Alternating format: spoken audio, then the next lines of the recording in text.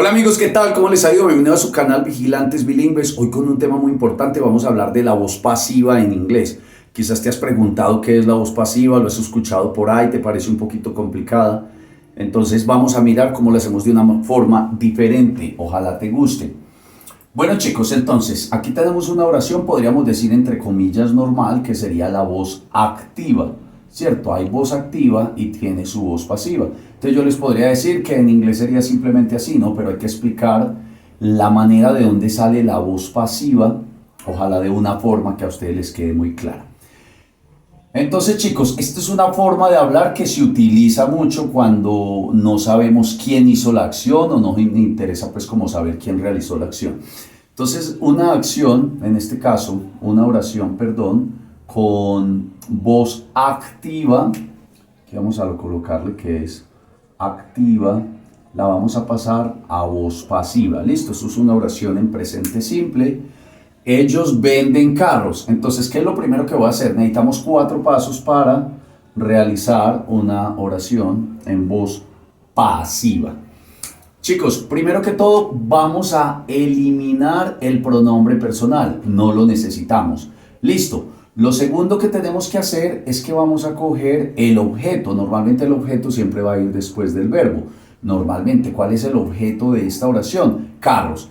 Colocamos carros, esa sería la segunda, lo segundo que tenemos que hacer. Lo tercero es que las voces pasivas en inglés siempre deben llevar el verbo to be. ¿Ok? Ese verbo to be va a ir haciendo los cambios o debe ir en concordancia con el sujeto y el pronombre, ¿cierto? En este caso hablábamos de they, sería they are. Entonces, en este caso, el verbo to be que hace concordancia con esa oración activa sería el verbo to be. Entonces, carros son y luego el verbo principal, que es el verbo vender, debe ir en participio. Miren qué sencillo, muchachos. Entonces, ¿cómo quedó? Es exactamente lo mismo, pero aquí lo decíamos en voz activa y aquí ya lo pasamos a voz pasiva. Listo, esta es la voz pasiva.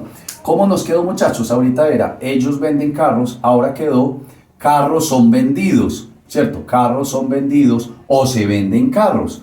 Entonces, como les decía ahorita, esta forma de hablar se va a utilizar cuando no nos importa o no es importante saber quién es el que realiza la acción.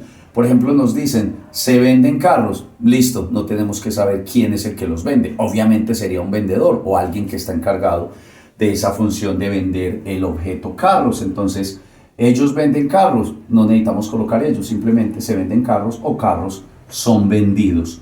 Listo, vamos con otra oración para que nos quede más claro. Miren aquí una oración en voz activa, obviamente, voz activa la primera, sería ella rompió un espejo. She broke a mirror. Ella rompió un espejo. Entonces, ¿qué vamos a hacer? Eliminamos el pronombre personal, eso sería lo primero. Lo segundo es que vamos a pasar el objeto de primeras, ¿cierto? A mirror. A mirror sería el objeto.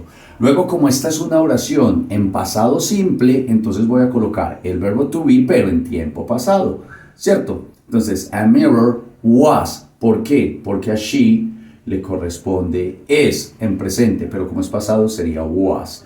Y luego lo cuarto que vamos a hacer es colocar el verbo principal de la oración en participio, que son los de la tercera columna. Entonces, a mirror was broken.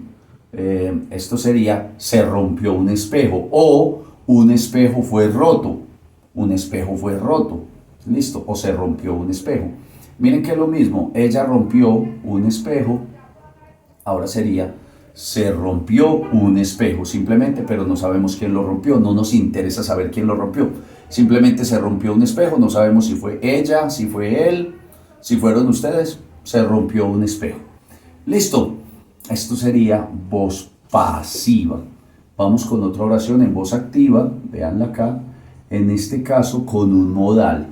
Listo, chicos, entonces, recordemos otra vez los 4 pasos. El primero es que no vamos a colocar el pronombre personal. ¿Cuál es el segundo? Que vamos a mirar cuál es el objeto. El objeto va después del verbo. El objeto sería el piso. Entonces comenzamos con the floor, el piso. Después, como es un modal, vamos a sostener el modal, obviamente con su parte negativa.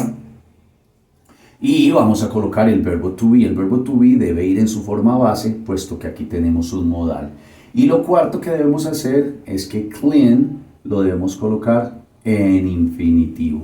Listo, entonces antes era he can clean the floor, ahora quedó the floor can be cleaned. ¿Vieron? Antes era él no puede limpiar el piso. Ahora ¿cómo quedó? El piso no se puede limpiar o el piso no puede ser limpiado. Esta es una traducción más literal. El piso no puede ser limpiado o no se puede limpiar el piso. Listo. Por último, vamos con una oración que tenga que ver con un continuo. Esto es un tiempo continuo, tiene el verbo to be más la terminación ing. Chicos, ella está escribiendo un libro. Ella está escribiendo un libro. Tachamos el pronombre personal correspondiente, ¿cierto? En este caso ella.